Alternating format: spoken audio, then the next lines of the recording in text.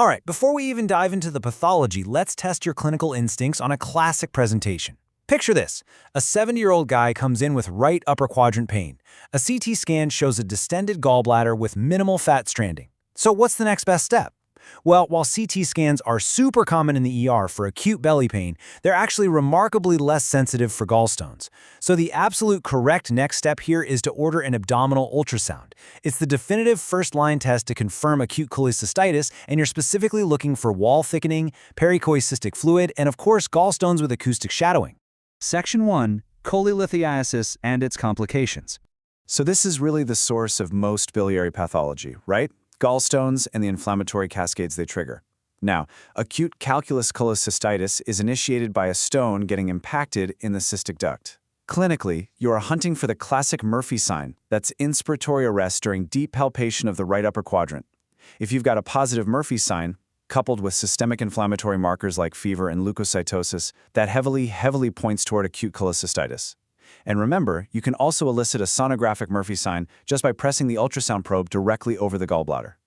You'll want to memorize the Tokyo guidelines. They stratify acute cholecystitis into mild, moderate, and severe grades, which directly dictates your surgical timing. Mild or grade 1 cases are primed for early laparoscopic cholecystectomy. But pay close attention to grade 3, severe cholecystitis. These are patients presenting with actual organ dysfunction. Think hypotension, mental status changes, or acute renal failure. Taking these critically ill patients straight to the OR, that is a recipe for high mortality. Instead, they require a percutaneous cholecystomy tube first just to drain the infection, followed by a delayed cholecystectomy way down the line once they're stabilized.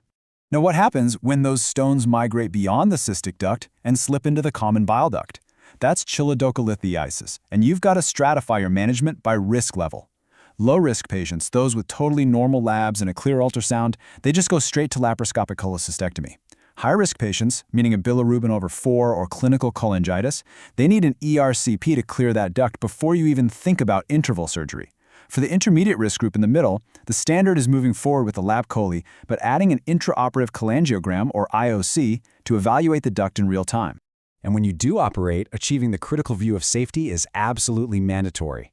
You have to dissect the triangle of Collat completely free of all fat and fibrous tissue, and take the lower end of the gallbladder off the liver bed.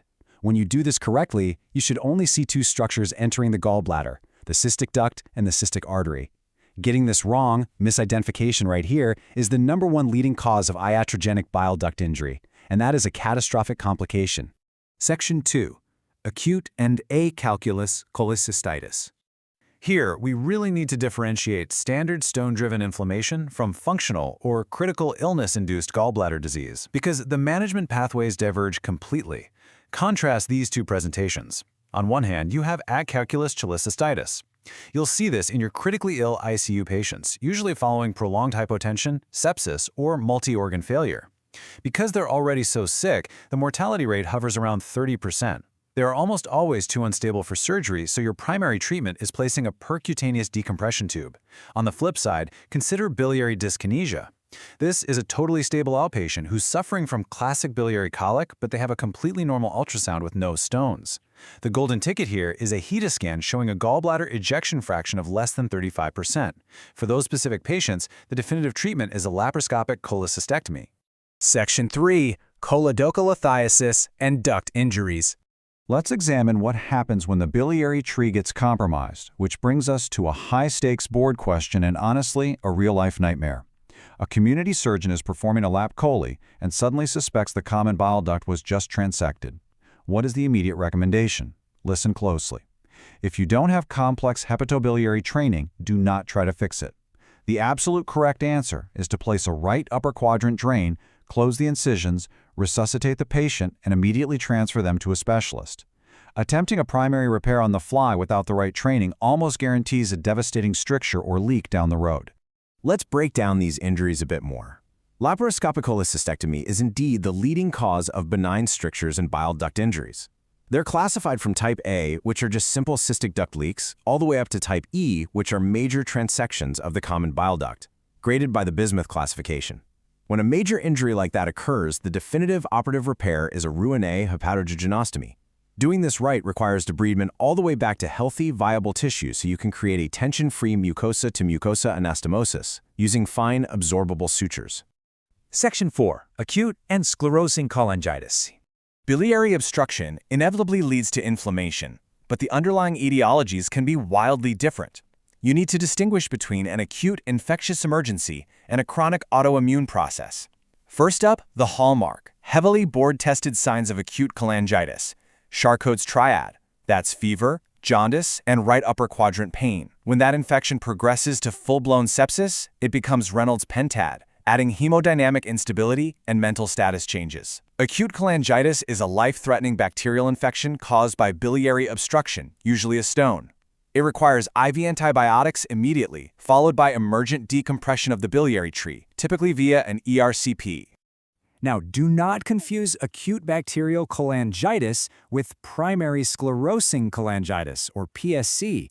Acute cholangitis is a rapid-onset bacterial infection needing immediate physical unblocking.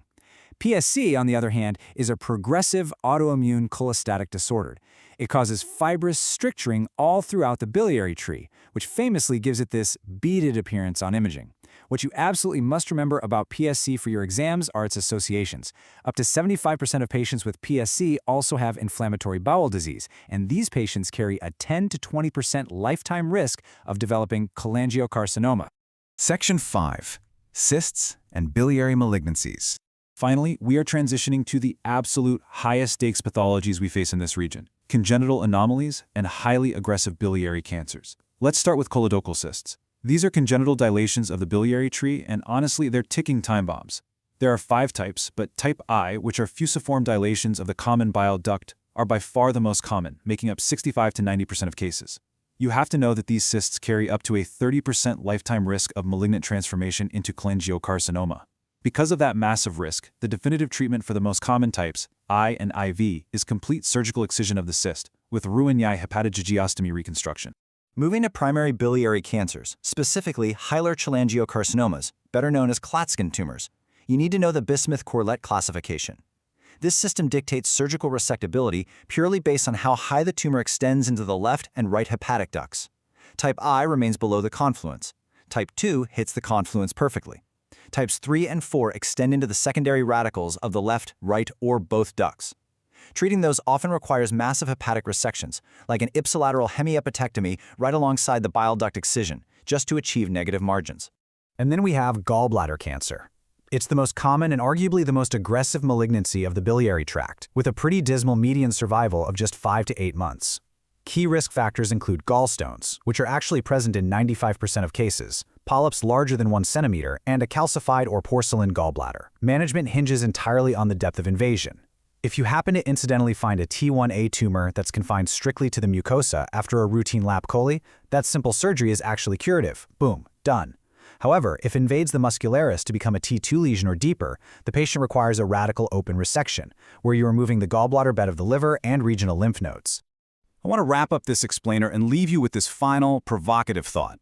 In an era of advanced MRCPs, 3D imaging, and robotic surgery, why does the simple misidentification of the cystic duct remain one of the most dangerous, morbidity-inducing pitfalls in all of general surgery? As you prep for your exams and step into your clinical rotations, just remember that despite all our incredible technology, absolute mastery of biliary anatomy and a strict, uncompromising adherence to the critical view of safety remains a surgeon's most vital tool. Thanks for joining this explainer, and good luck with your studying.